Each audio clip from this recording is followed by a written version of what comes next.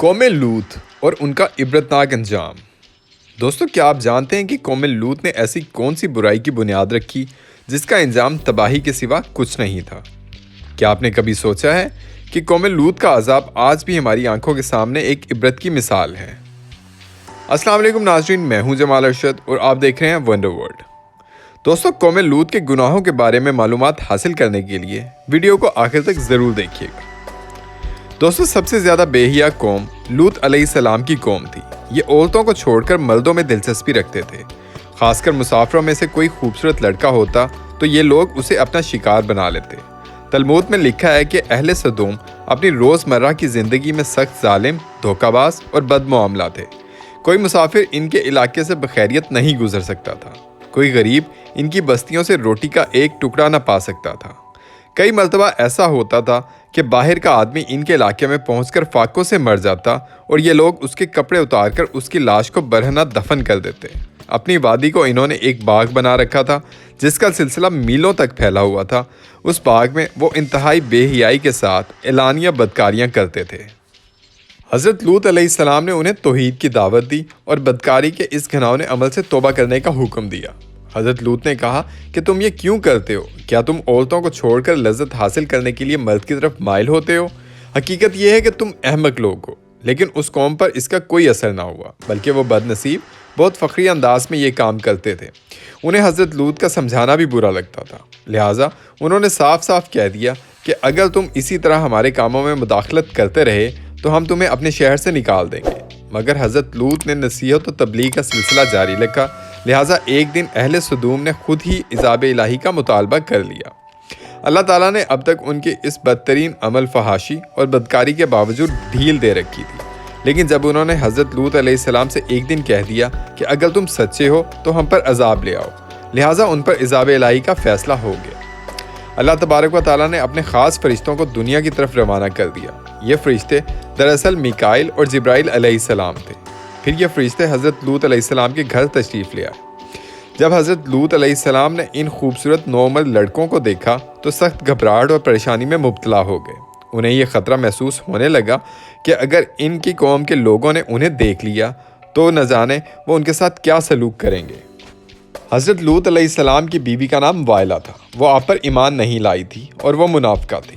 وہ کافروں کے ساتھ تھی، لہٰذا اس نے جا کر اہل سدوم کو یہ خبر دے دی کہ حضرت لوط علیہ السلام کے گھر دو نوجوان لڑکے مہمان ٹھہرے ہوئے ہیں۔ یہ سن کر بستی والے دوڑتے ہوئے حضرت لوط کے گھر پہنچے۔ حضرت لوط علیہ السلام نے کہا کہ یہ جو میری قوم کی لڑکیاں ہیں یہ تمہارے لیے جائز اور پاک ہیں۔ اللہ سے ڈرو، مجھے اور میرے مہمانوں کے سامنے رسوا مت کرو۔ کیا تم میں سے کوئی بھی شائستہ آدمی نہیں؟ حضرت لوط علیہ السلام کی بات سن کر وہ لوگ بولے، تم بخوبی واقف ہو کہ ہمیں تمہاری بیٹیوں سے کوئی حاجت نہیں، اور جو ہماری اصل چاہت ہے اس سے تم اچھی طرح واقف ہو۔ قوم لوط کے اس شرمسار جواب سے اندازہ لگایا جا سکتا ہے کہ وہ بدفعلی میں کس حد تک مبتلا ہو چکے تھے۔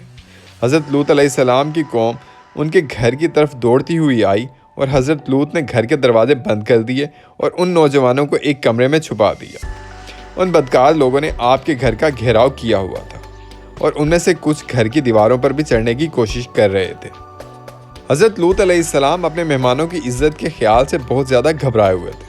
فرشتے جب یہ منظر دیکھ رہے تھے تو انہوں نے حضرت لوط علیہ السلام کی بے بسی اور پریشانی کا عالم دیکھا تو حقیقت سے پردہ اٹھاتے ہوئے فرمایا، اے لوط، ہم تمہارے رب کے بھیجے ہوئے فرشتے ہیں۔